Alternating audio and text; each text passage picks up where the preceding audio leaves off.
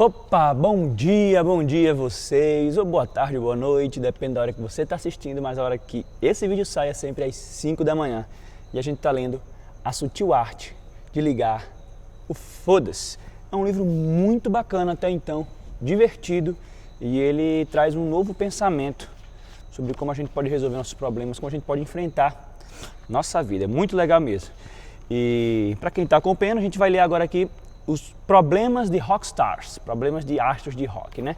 Então, antes de começar, eu gostaria que você desse o like aí, se inscrevesse no canal e ativasse o sininho de notificações para você estar assim mais junto da gente e acompanhar bem direitinho aqui a leitura do livro, tá ok? E esse like é para todo mundo, para que mais pessoas possam estar aqui acompanhando a gente, porque quanto mais pessoas lendo, mais insights a gente vai ter, porque eu peço a você também, que está ouvindo agora, que você deixe um comentário aí de pelo menos uma frase, um pensamento, uma ideia que você viu aqui que você achou legal. Tá beleza? Então vamos lá, vamos começar a leitura de hoje. Eu sou Lion Nathan e estamos lendo o livro A Sutil Arte de Ligar o Foda-se. Problemas de rockstars. Em 1983, um jovem e talentoso guitarrista foi expulso de sua banda da pior forma possível. A banda acabara de assinar um contrato e estava prestes a gravar o primeiro disco, mas deu um pé na bunda do guitarrista apenas dias antes de começarem a gravação. Sem preparação, sem discussão, sem drama. Um dia acordaram, o cara lhe entregaram uma passagem de ônibus para casa.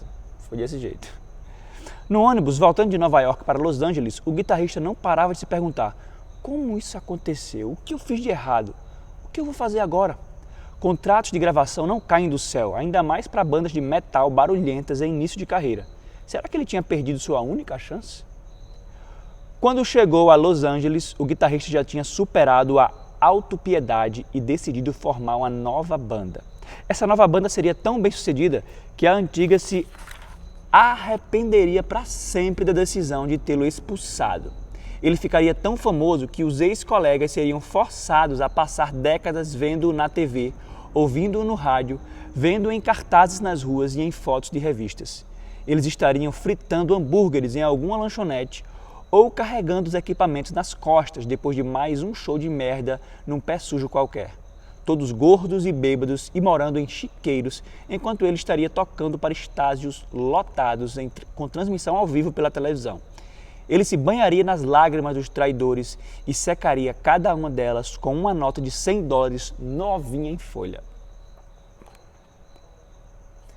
O guitarrista passou a trabalhar como se possuído por um demônio musical. Passou meses recrutando os melhores instrumentistas que encontrava, todos muito melhores que os seus ex-colegas de banda.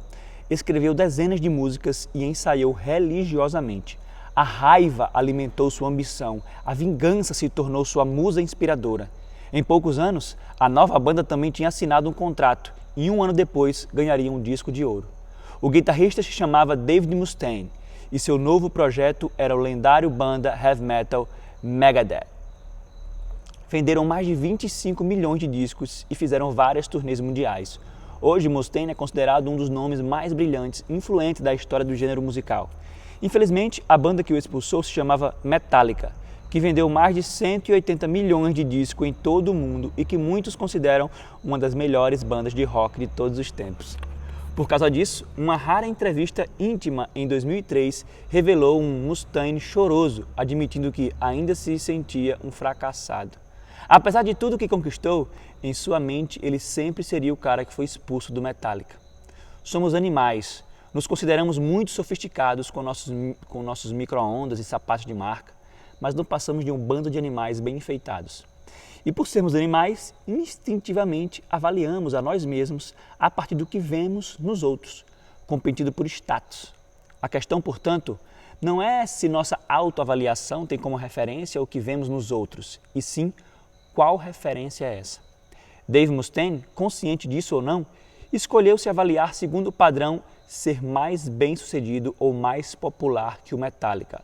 Foi tão doloroso ser expulso de seu antigo grupo que ele adotou o sucesso relativo do Metallica como medida para avaliar a si mesmo e a própria carreira musical. Apesar de ter transformado um incidente difícil em algo positivo, ao criar o Megadeth, a escolha de Mustaine de se ater ao sucesso de Metallica como parâmetro de sucesso continuou a prejudicá-lo por décadas. Apesar de todo o dinheiro, fãs e elogios, ele ainda acreditava ter fracassado. Bem, você e eu podemos achar cômica a situação de David Mustaine. Olha só o cara cheio de grana, adorado por centenas e milhares de pessoas, trabalhando com o que gosta e mesmo assim fica se lamentando pelos cantos, porque seus amiguinhos de 20 anos atrás são muito mais famosos. Isso é porque você e eu temos valores diferentes das de Mustaine e nos avaliamos segundo outros parâmetros. Provavelmente os nossos estão mais para quero trabalhar com um chefe que eu não odeio, quero ter dinheiro para colocar meu filho numa escola boa ou me dou por satisfeito em não acordar num valão.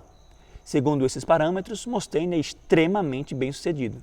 Mas pelo parâmetro dele, ser mais popular e mais bem-sucedido que o Metallica, Mustaine é um fracassado. Nossos valores determinam o parâmetro segundo o qual avaliamos as outras pessoas e nós mesmos. O valor de lealdade de Onoda ao Império Japonês foi o que sustentou em Lugbank por quase 30 anos, mas esse mesmo valor o deixou infeliz ao retornar ao Japão. O parâmetro de Mustaine ser melhor que o Metallica provavelmente o impulsionou a construir uma carreira musical extremamente bem-sucedida, mas esse mesmo parâmetro o torturou mais tarde, apesar de todo o seu sucesso. Se você deseja mudar sua forma de ver os problemas, precisa mudar seus valores e a sua forma de medir fracassos e sucessos. Como exemplo, vamos analisar outro músico que foi expulso de sua banda. A história dele é muito parecida com a de Dave Mustaine, embora tenha acontecido 2 décadas antes. Era 1962, uma nova banda em Liverpool, Inglaterra, estava despertando o interesse. Os integrantes tinham cortes de cabelo engraçados e um nome mais engraçado ainda, mas a música era inegavelmente boa e a indústria fonográfica começava, enfim, a notá-la. Eram eles John, vocalista e compositor, Paul, baixista romântico com carinha de menino, George, o guitarrista rebelde e o baterista. O baterista era considerado o mais bonito do grupo. Todas as garotas enlouqueciam por ele e seu rosto foi o primeiro a aparecer nas revistas. Ele era também o mais profissional, não usava drogas, namorava sério. Alguns executivos achavam até que ele deveria ser o rosto da banda, não John ou Paul. Até que ele deveria ser Chamava-se Pete Best. Em 1962, depois que os Beatles assinaram seu primeiro contrato de gravação, os outros 3 integrantes tomaram a decisão em segredo e exigiram que seu empresário, Brian Epstein, demitisse Pete. O empresário sofreu para atender ao pedido e, por gostar de Pete, ficou postergando o momento na esperança de que a banda mudasse de ideia. Meses depois, apenas 3 dias antes de começarem a gravação do primeiro disco, Brian Epstein finalmente chamou Pete para conversar. Sem a menor cerimônia, mandou a baterista dar o fora e encontrar outra banda. Não deu nenhuma explicação nem prestou condolências, só disse que os outros queriam que ele saísse. E bem, boa sorte aí. O substituto escolhido foi um cara esquisito, com um narigão engraçado chamado Ringo Starr. Ele concordou em adotar o mesmo cabelo ridículo de John e Paul e George e insistiu em escrever músicas sobre polvos e submarinos. Os outros caras disseram, claro, manda ver, por que não? Apenas 6 meses após a demissão de Pete, a febre da Beatlemania estava toda, fazendo de John, Paul, George e Ringo 4 dos rostos mais famosos do planeta.